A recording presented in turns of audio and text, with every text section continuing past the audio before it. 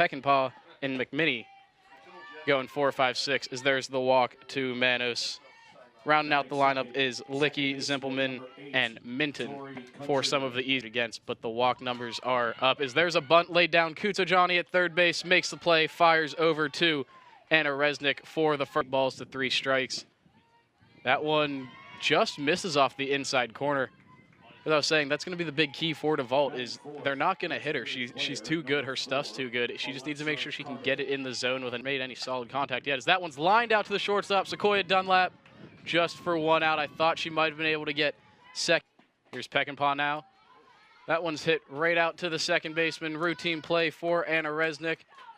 Traffic on the ball years. Here's the pitch. That's ball 4. She takes her base.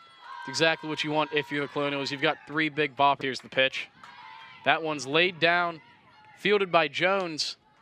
Over to Countryman, the second baseman, who covers. And Copper has around 150-point jump in batting average. There's strike 3 for Jones. Pulich watches it go by. Here's the pitch. That one swung on and missed. 2 strikeouts in the inning. Here's DeVault, kicks, fires, swung on and missed. Strike 3 by Madison DeVault. As she sends Licky back to the dugout. Solid defensively. She's been a big part to this program as she watches strike 3 there from Jones. To highlight here today. As she swings and hits this one out to left center field. It's going, and it clears the fence. Jess Matheny leaves the yard to give the Colonials not only their first hit, but their first run of the game. Matheny with her 5th on the season. She's going to get to wear the big hat. As you look, she catches every piece. Here's the payoff. Strike 3 by Jones, her 3rd of the day. Strike 3 for Madison DeVault, her 2nd of the day. She gets Manos down. Here's the 3-0. That one's low for ball 4. As Countryman will take her base, that brings up the catcher. 9 degrees here in Pittsburgh. As this one's popped up, who's going to get it? The first baseman, Mary Brandt, will get it for the 3rd out of the inning. Another 0 put up from Jones. Lined into right field for the single for Logan Black. As she said, here's the 2-2. This one's hit out to left center field. That one's going to drop for just a single from Anna Resnick looking to do work here. As this one's lined to the shortstop. Catcher Logan Black doesn't freeze and gets doubled up at second. That's a big. Here's the 0-2 again. This one's lined out to right field. Not able to make the play is McMinney. As the Colonials are going to wind up with runners at 1st and 3rd. Here's the pitch. That one's up high. Pulich is moving. Throw cut off by the second baseman, Countryman. The 1-2 to Brandt. Hit out to right center field. Is this one going to carry enough? Caught at the fence by Manos for the 3rd out. Yes. As she swings through strike 3 from DeVault. Beautiful. Today, the no hits probably has something to do with that as she gets her 4th strikeout of the day. 2nd of the inning from DeVault. Always speak of. Here's the full count. Strike 3 for Madison DeVault. She gets her 3rd strikeout of the inning. Sends the side just here in the 4th inning as this one's popped up by Sequoia Dunlap. Infield fly is called. There's the 1st out.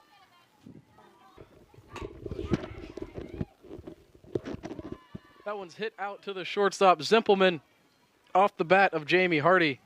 2 outs. Here's Logan Black. She hits this one deep to left center field, off the wall. She gets into second. The Colonials score 1 as Kuto-Johnny makes her way home. Jamie Hardy to 3rd. Logan Black. Hop here with 2 outs. Toff pops this one up on the infield to the 3rd baseman, Licky. 1 pitch, 1 out from A. Here's the pitch. This one's cracked out to center field off the glove of Matheny's. There's the first hit for the Macedon. Strong throw in, not in time as Zimpelman gets McKenna Minton. Pops this one up to the 2nd baseman, Anna Resnick, for the 2nd out. DeVault kicks and fires. There's strike 3 for her 6th strikeout of the day. She hammers this one out to center field. Not even close. Courtney Pulich leaves for her team-leading 9th home run of the year to extend the Colonials' lead 4-0 over the Mastodons. Pulich gets to wear the big hat as she hits her 9th of the year, gets every piece of that to hit it half. Regardless, here's Kutsajani as she lifts this one to left field for just a single. Here's the 1-2. That one's a called strike 3, first strikeout of the day. Here's the 1-2. Swung on and missed by Jamie Hardy. Brinkerhoff gets her. Here's the pitch. Strike 3. Logan Black cleans it up if she is able to go all 7 in this one. So that one's lined out to left field, drops in front of Hoff for a single. There is strike 3 from DeVault, her 8th of the day. Strike 3 from DeVault, her 9th strikeout of the day. There is strike 3 for Brinkerhoff. She gets her 3rd.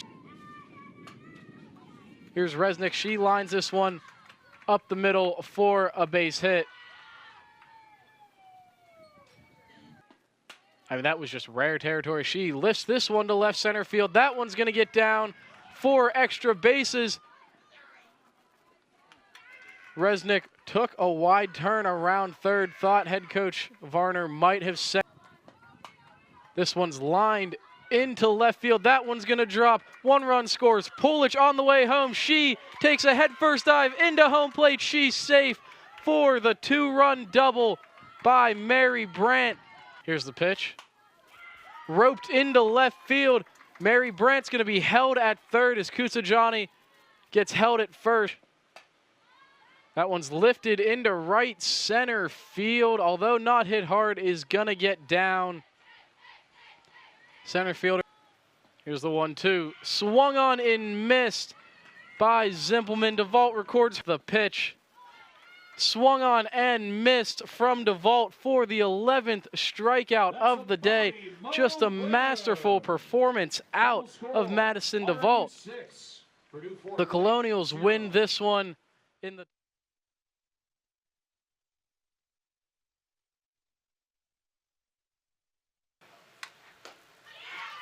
That one fouled and into the glove of Logan Black.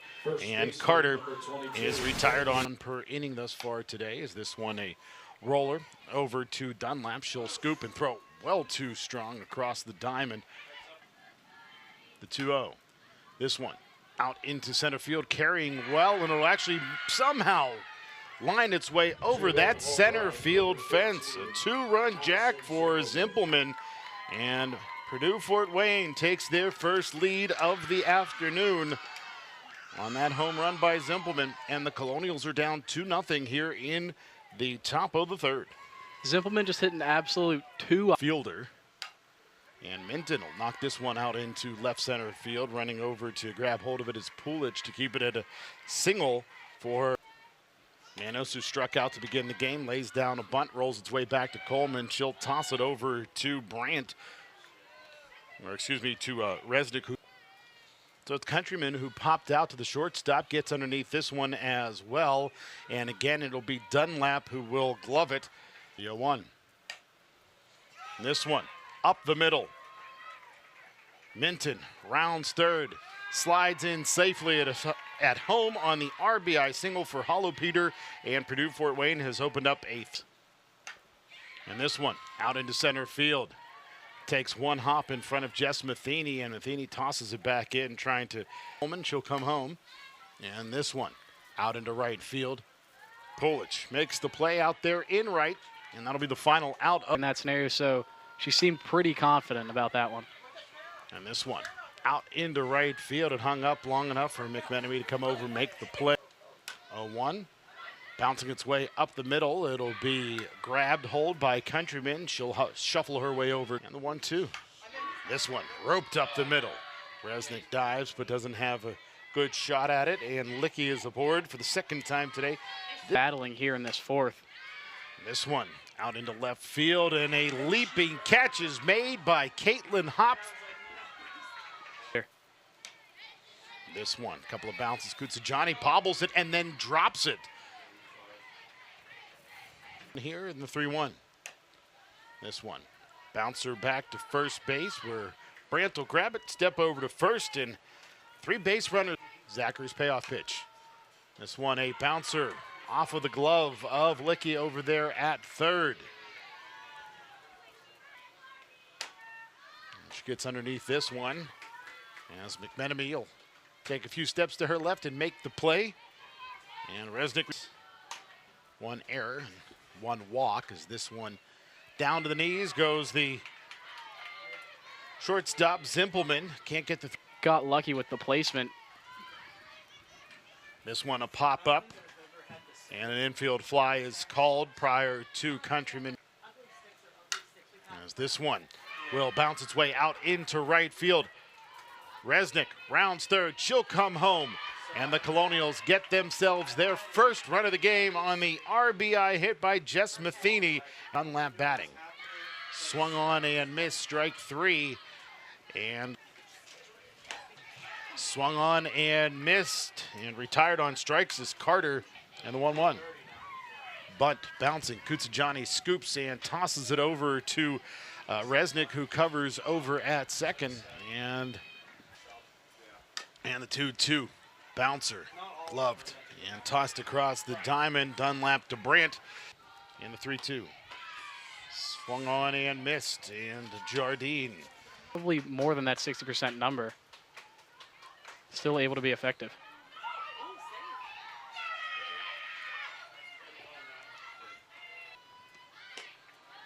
Pitch low and outside.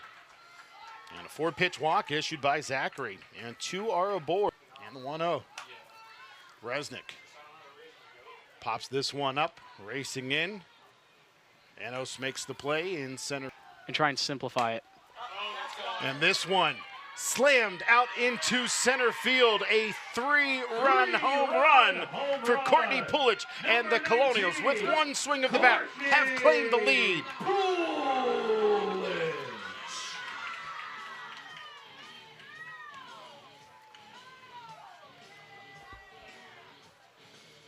And that is a new pro. Stars in your lineup, you can do that. And Brandt, the umpires have a talk out there at the circle. And the runner is safe.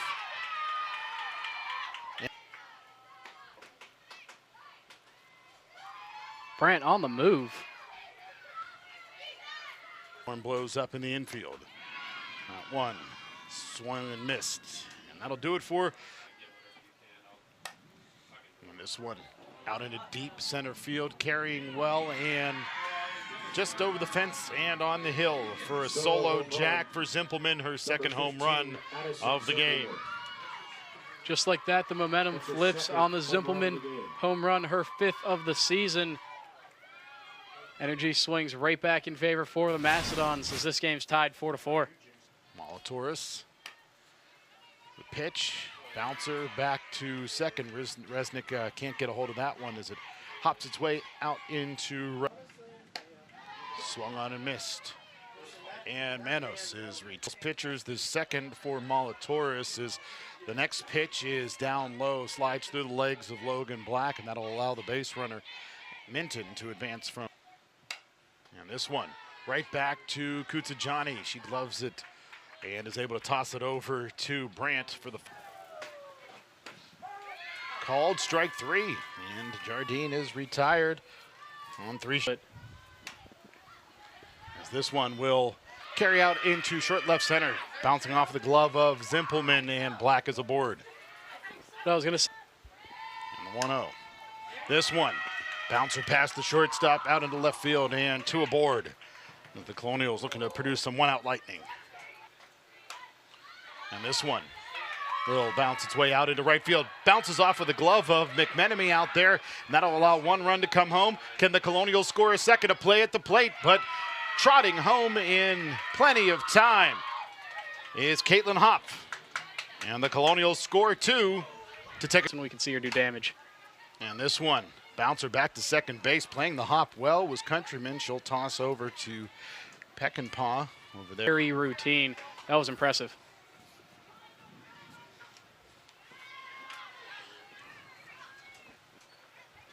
Doubleheader. It's put up or shut up time. And this one bouncing its way out into left field. That Breath comes home 2-2.